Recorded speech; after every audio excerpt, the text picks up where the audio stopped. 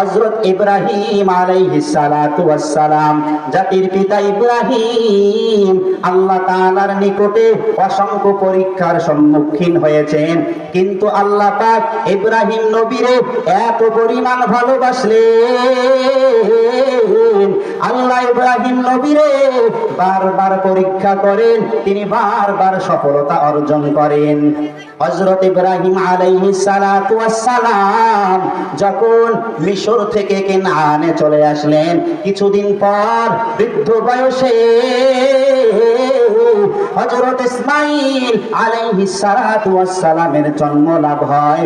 এর কিছুদিন পর আল্লাহ পাক হযরত ইব্রাহিম আলাইহিস সালাতু ওয়াস সালামকে জানিয়ে দেয়, ও ইব্রাহিম, তুমি তোমার স্ত্রী সন্তানকে নিয়া ওই মক্কার জনমানবহীন জায়গা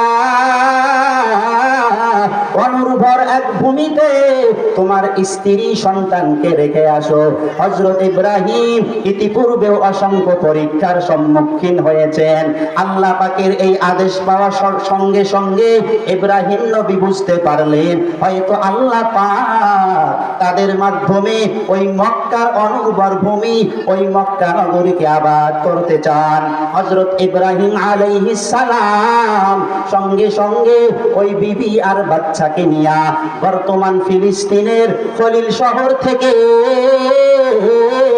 ওই মক্কা অভিমুখে রওনা হলেন। দীর্ঘ পথ পাড়ি দেওয়ার পর এক পর্যায়ে মক্কার মধ্যে পৌঁছে গেলেন। এমন এক জায়গায় পৌঁছলেন চতুর্দিক দিয়ে শুধু মরুভূমি, কোনো মানুষও দেখা যায় না, কোনো বাড়িও দেখা যায় না, কোনো গাছপালাও নাই, কোনো আবাদি কোনো ভূমিও সেখানে নাই। এমন এক জায়গায় স্ত্রী সন্তানকে রাখিয়া আল্লাহর হুকুমে ইব্রাহিম নবী চলে যায়। পেছন দিক দিয়া আম্মা জান হাজেরা বলে, ও স্বামী আমার, আমাদেরকে এই অনুর্বর ভূমিতে জনমানবহীন জায়গায় রেখে যাচ্ছেন, আমরা কেমন করে এখানে বাঁচবো, কিভাবে আমরা এখানে থাকবো, আমরা তো ধ্বংস হয়ে যাব। ইব্রাহিম পয়গম্বর বিবির কথার কোনো জবাব দেন না।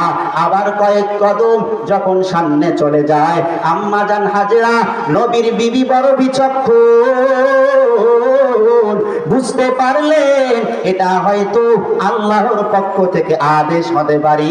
এবার পয়গম্বর ইব্রাহিম নবীকে আবার বলে, ও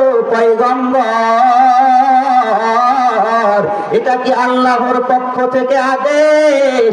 তখন ইব্রাহিম নবী মাথা লড়াইয়া ইশারার মাধ্যমে জানিয়ে দেয়।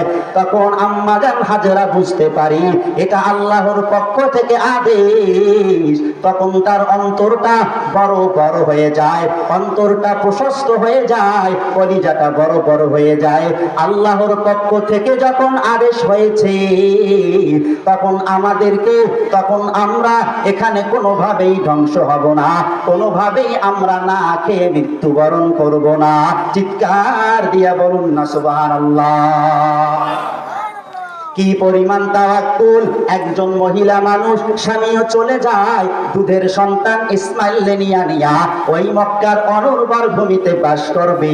ও সন্তোষপুরের বাবাজিরা, ও পর্দার আড়ালের মা, একটু চিন্তা করে দেখো, একজন মহিলা মানুষ আল্লাহর উপর যদি এত পরিমাণ ভরসা রাখতে পারি, আজকে যদি স্বামীরা স্ত্রীকে বলে, ও বিবি আমার, আমারে 10টা দিন সময় দাও, আমি দিনের কাজের জন্য বাহিরে লাগাবো, স্ত্রী বলবে না না, কোনোভাবেই সম্ভব না। যদি বলা হয় 1টা সপ্তাহ দাও, এরপর বলেন না। যদি বলা হয় 3টা দিন দাও, এরপর স্ত্রী বলবে না। আপনি যদি বাড়ি থেকে চলে যান, এই গোছালো সংসারটা কে দেখবে, কে দেখশুন করবে? স্ত্রী কোনোভাবেই স্বামীকে যাইতে দেয় না, ঠিক কিনা? তো আম্মাজান হাজেরা আলাইহাস সালামের কি পরিমাণ তাওয়াক্কুল, ইব্রাহিম নবী শাম দেশের উদ্দেশ্যে চলে যায়। আম্মাজান হাজেরা বাচ্চা ইসমাইলে নিয়া ওখানে জীবন যাপন করে। সামান্য কিছু খেজুর আর পানি ছিল তাদের সঙ্গে, ক্ষুধা লাগে তারা এটা খায় এবং পান করে। একদিনের ঘটনা, ওই খেজুরও শেষ হয়ে গেল, ওই পানিও শেষ হয়ে গেল। একদিন ইব্রাহিম, একদিন ইসমাইল আলাইহিস সালাতু ওয়াস সালাম ছোট বাচ্চা কান্না শুরু করে দিলেন। ক্ষুধার তাড়নায় পিপাসার্ত হইয়া বড় কান্না করতে লাগলেন। ওই সন্তানের কান্না দেখিয়া মা সহ্য করতে পারে না, মায়ের মনটা বড় নরম। সন্তান কান্না করে, মা কোনোভাবেই এটাকে সহ্য করতে পারে না। আম্মাজান হাজেরা শিশু ইসমাইলে পানি পান করার জন্য, এবার পানি তালাশের জন্য দৌড়ায়া সাফা পর্বতে চলে যায়। গোটা পর্বত খুঁজে কোথাও পানি পায় না, কোথাও পানি পায় না। সাফা থেকে দৌড়ায়া মারওয়ায় চলে যায়। এভাবে একবার নয়, দুইবার নয়, 7 বার ওই সাফা থেকে মারওয়া সাই করেন। আল্লাহ পাক এই সাই করাকে এত পরিমাণ ভালোবাসলেন, এত পরিমাণ কবুল করলেন, কিয়ামত পর্যন্ত যত উম্মতে মুহাম্মাদী আমার নবীর রওজা জিয়ারতে যাবে তাদের জন্য এই সাইকে ওয়াজিব করে দিলেন।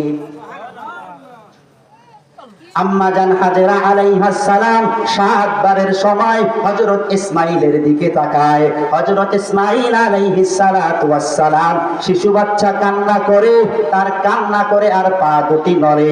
এমন সময়ে আম্মাজান হাজেরা লক্ষ্য করে দেখে তার পায়ের ওই মৃদু মৃদু আঘাতে আল্লাহ পাক জমিন ফেটে ফোয়ারা তৈরি করে দিলেন। এখন ওখান থেকে পানি উঠে আম্মাজান হাজেরা এই দৃশ্য দেখিয়া দৌড়ায়া সন্তানের কাছে চলে আসি। ওই পানিগুলিরে তিনি মাটি দিয়ে বাদ দিতে লাগলেন আর বলতে লাগেন জম জম জম, মানে হলো থামো থামো থামো। তখন থেকে ওই কূপের নাম হয়ে গেল জমজম।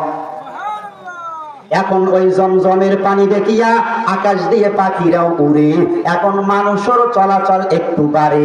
একদিনের ঘটনা, ইয়ামান থেকে বনু জরহুম গোত্র একটা বড় কাফেলা নিয়া ওই জমজমের পাশ দিয়া অতিক্রম করে। ওই জমজমের কূপ দেখিয়া আম্মাজান হাজেরারে বলে, আমাদেরকে একটু পানি পান করাবেননি?